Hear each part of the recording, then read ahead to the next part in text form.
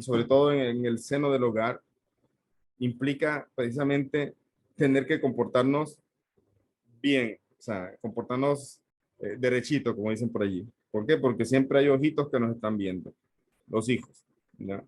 ¿Y qué pasa? Que queremos tener autoridad, la autoridad para corregir, la autoridad para llamarle la atención, y por lo tanto eso implica ser ejemplo. Y al ser ejemplo, implica que yo debo corregir muchas cosas y es un esfuerzo mayor. Ya de por sí tener una pareja es un reto, porque va precisamente a hacerlo salir a uno de su situación de confort, nos va a forzar, a empujar a ser mejor, a prestarle atención a las cosas que nos dice la pareja, etcétera. Pero cuando llegan los hijos, que eso se llama hogar, hogar no es solamente esposo y esposa, sino ya la familia, los hijos, entonces pueden surgir problemas y a veces nosotros como padres somos conscientes o inconscientemente los causantes de los problemas. Por esa razón es donde ese es un paso de refinamiento todavía mucho más grande de cuando tenemos que ser ejemplos. Por ejemplo, siempre hablamos de hay personas que les gusta, dicen, no, yo no me gusta enseñar, pero bueno, ahí ya tenemos una labor de enseñanza con nuestros hijos y para enseñar una cosa fácil, pues entre comillas, es ir a dar clases en una escuela, preparar un material de clase, una enseñanza, o en una yeshiva o lo que sea. Y otra cosa es enseñar con los actos. Eso demanda una corrección de nosotros precisamente. Y de por sí ya nosotros tenemos una lucha personal por corregirnos. Pues marido y mujer, dice aquí, deben desarrollar un módulo saludable, perdón, un modo saludable de comunicarse entre sí. La comunicación es vital. Es vital la comunicación. Si no hay comunicación, se pueden agravar los problemas. Y si no se enfrentan los problemas, precisamente esto va a agravarse. Esto a su vez da un buen ejemplo a los hijos, o sea, el tema de comunicarse entre parejas. Además, madre y padre forman un poderoso equipo de resolución de problemas. Madre y padre son los que tienen la experiencia y ojalá también la sabiduría, el conocimiento para poder enfrentar los problemas. Un segundito.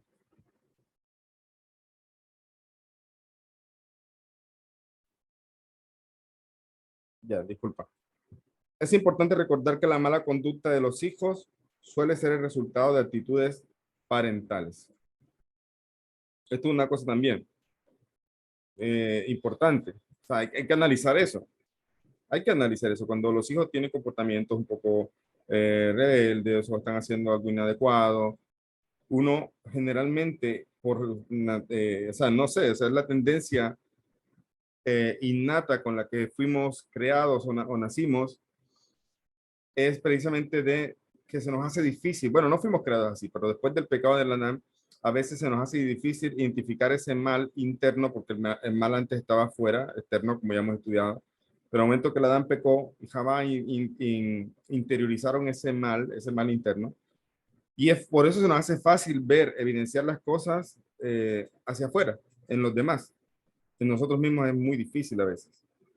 Y una manera en que uno, si uno es cuidadoso y si uno en verdad se toma en serio la crianza de los hijos, uno está analizando su comportamiento, analizando qué palabras dicen, analizando si se la escucharon a uno, dónde la escucharon, en el colegio, en la escuela. Pero precisamente eh, cuando pasa una situación con los hijos desde pequeñitos, y sobre todo pequeños que están inmersos en el hogar, no están saliendo mucho, están prácticamente dependientes en el hogar, cuando empieza un mal comportamiento o una mala cualidad a aflorar, uno debería preguntarse primeramente, ¿será que lo vio de mí? ¿Será que yo le estoy dando un mal ejemplo? ¿Será que de pronto consciente o inconscientemente vio algo que no debía ver? Por eso dice aquí, es importante recordar que la mala conducta de los hijos suele, tampoco es una regla que está diciendo siempre, no estamos viendo siempre ese resultado, a veces puede ser, como dije, malas compañías, puede pasar también con la escuela que escuchan. O sea, uno tiene que estar muy cuidadoso de los hijos. Eh, es importante recordar que la mala conducta de los hijos suele ser resultado de actitudes parentales. O sea, de pronto lo vieron en los padres o lo vieron en parientes, obviamente hermanos, tíos o hermanos de los padres, etcétera. Y uno tiene que ser muy cuidadoso también, a pesar de que hay familias y todo esto, los hijos son como un diamante, como un tesoro. Entonces uno tiene que buscar la manera de alejarlos de cualquier tipo de conducta dañinas y en la medida que van creciendo, enseñarlos a protegerse o identificar precisamente las cosas que no están bien. Sin cambiar estas actitudes, no podemos esperar ningún cambio serio en nuestros hijos. O sea, si no cambiamos las actitudes de nosotros como padres, no podemos esperar ningún cambio serio en nuestros hijos. Y ese es uno de los problemas que muchas veces escucho cuando hablo con las personas. Están preocupados por sus hijos, pero ellos en verdad no hacen ningún esfuerzo por cambiar la manera en que se comportan en casa, etcétera. Los padres deben alzar la vista más allá de su propio ego cuando se ocupan de sus hijos. Otra cosa de los problemas, cuando hay problemas de pareja, a veces los problemas se extienden por el simple o por el puro ego, vamos a decirlo así. Entonces no se hablan, entonces ponen a los hijos de por medio, ves dile a tu papá o ves dile a tu mamá, ¿ya? Entonces, los hijos se ponen en un ambiente bastante incómodo, o sea, bastante incómodo, y solamente por el ego, el ego. Este ego va causando daño, lo que estaba diciendo aquí. Entonces, si no cambiamos nosotros esto, ¿cómo vamos a esperar un cambio a nuestros hijos? Ahí está el punto. Si yo entiendo que la educación de mis hijos es mi responsabilidad hasta que ellos tengan ya uso de razón, ¿ya? Entonces, yo tengo que procurar hacer todo lo posible, todo lo que me toca a mí, por enseñarles todo lo mejor, por protegerlos, por guardarlos, alejarlos de todas aquellas cosas que le pueden hacer daño.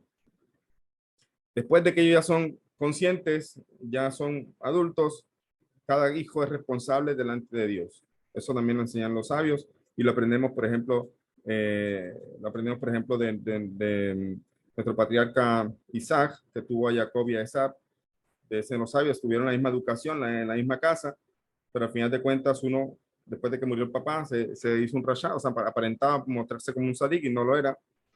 Y se mostró, o sea, era un rashá. Y uno se preguntaría, bueno, pero ¿acaso Isaac no le enseñó bien a Esab? Eso va a un tema que explican los sabios, que es el tema de las almas. Cada alma es diferente. Solamente miren aquellas familias que tienen varios hijos. ¿Ya? Pueden ser los mismos papás, obviamente, pero son personas completamente diferentes. Son niños completamente diferentes. Hay niños un poco más calladitos, más pensativos, un poco más introvertidos, y otros niños que son con bastante energía, saltan, hablan. Entonces, ese, ese tema también uno tiene que mirarlo. ¿Por qué surge todo esto? Las almas.